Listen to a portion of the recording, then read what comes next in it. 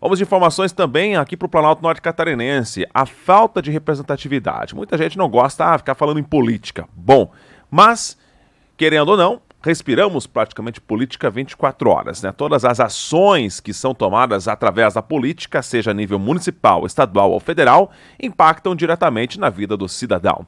E aqui na nossa região, no Planalto Norte Catarinense, e boa região aqui também, da chamada região da MARP, temos um universo de quase 500 mil de pessoas aptas a votar. E acreditem, nesse todo o universo temos apenas um deputado que se diz aqui de fato da região.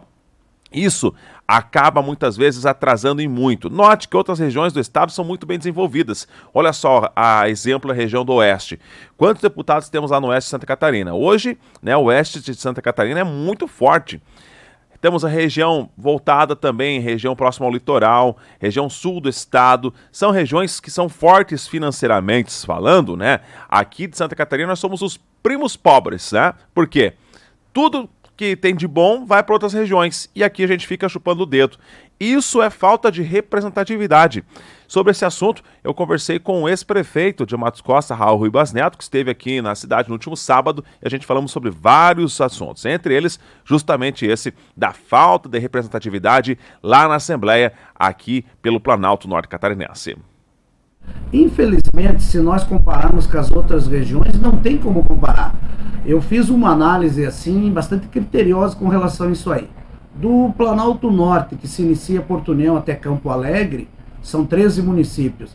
E também do meio oeste, que pega Calmon até Ibiam, porque Matos Costa, embora pertencendo à MARP, é Planalto Norte, né? Então, se você pegar essas duas associações de municípios muito vizinhas e próximas e com ligações aqui históricas, que é a Ampla Norte e a MARP, são aproximadamente 28 municípios. Desses 28 municípios, nós temos hoje, não números atualizados, são maiores esses números ainda hoje, né? 440 mil eleitores, portanto quase 500 mil de eleitores. Qual que é a nossa representatividade política? E olha que aqui eu não estou falando de partido político, estou falando como um todo.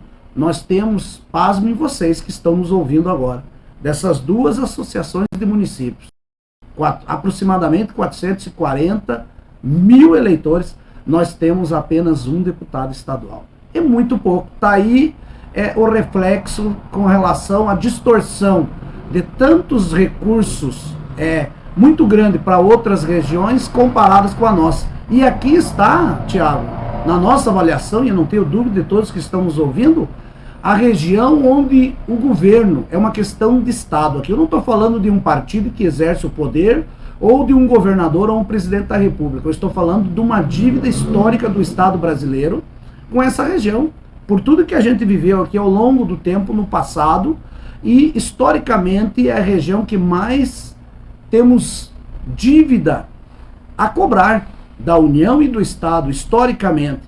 E infelizmente é a região que mais precisa de apoio, tem a menor força política. Isso quer dizer o quê? Porque 80% dos recursos que os parlamentares dispõem, têm à sua disposição, hoje, né, já há pouco tempo atrás, mas já está em vigência no Estado, as emendas parlamentares para deputado estadual, coisa que não tinha no passado. Hoje, cada deputado estadual tem aproximadamente, por mandato, 40 milhões de reais em emenda. Não é pouca coisa, né? E aonde que os parlamentares injetam os seus recursos que eles têm à sua disposição, amparado por lei? É na sua base eleitoral, é na sua região ou nas suas regiões. Como nós temos uma defasagem muito grande aqui de representatividade política de cargos eletivos, nós ficamos sempre com a sobra, dividindo, né? Se 80% dos recursos dos parlamentares são para sua base, como nós não temos parlamentares ou muito pouco, nós ficamos com a sobra dos 20% que tem que dividir com os outros municípios que também não tem. Então é muito pouco. Então aqui, isso nos motivou. É preciso que, no nosso entendimento, a região realmente apoie, né, hoje uma pré-candidatura, ou mais de uma, de representantes da região que tenham compromisso com a região, Tiago. Porque não basta dizer que é da região e não ter compromisso. Você tem que empunhar aqui as bandeiras. Quais são as bandeiras? E a nossa maneira de fazer política, de governança, quando estivemos à frente de um poder público, e do nosso pensamento político, é dialogar com todas as forças vivas da sociedade. Nós queremos conversar com todos, né? Ninguém pode ser excluído de um processo. A prioridade de um eventual mandato nosso, caso assim a população entender que é necessário, não será apenas para uma categoria. De tantas demandas que nós temos, tantos gargalos que temos, que eu acredito que não podemos se dar ao luxo de trabalhar apenas com uma bandeira. É preciso nós dialogar com todos, com o trabalhador, com o desempregado, com o empresário, com o comerciante, com o agricultor, né? Enfim, com os funcionários públicos, com a imprensa, que é tão essencial na democracia, faz um trabalho social e de utilidade pública grandioso, que sempre teve meu respeito, dialogando com as pessoas. E outra coisa que eu julgo extremamente importante, que eu vejo que está muito distante, pelo menos da nossa maneira de ver as coisas, é preciso que os mandatos estejam mais perto da população. É preciso que os deputados estejam no dia a dia da população, né? Não só com assessoria, não só trazendo uma emenda parlamentar, que é importante, mas é muito pequeno daquilo que se pode trazer. Para você ter uma ideia, o percentual das emendas parlamentares, que aparentemente é tão grande, a nível de país, emendas da União, dos deputados federais e senadores, e de Estado, ele é um percentual muito pequeno com relação ao orçamento geral da União e do Estado. Então dá para também avançar fora de emendas também, com projetos estruturantes, né? Então o deputado tem que estar presente, tem que caminhar na rua dos municípios, das cidades, nos bairros, no interior, no centro, conversando com as pessoas. Porque quem sabe o que é melhor para a nossa região? Vamos fazer aqui um caso específico aqui de Porto União, aqui dos municípios da região. Quem sabe o que é melhor é a população que vive ali.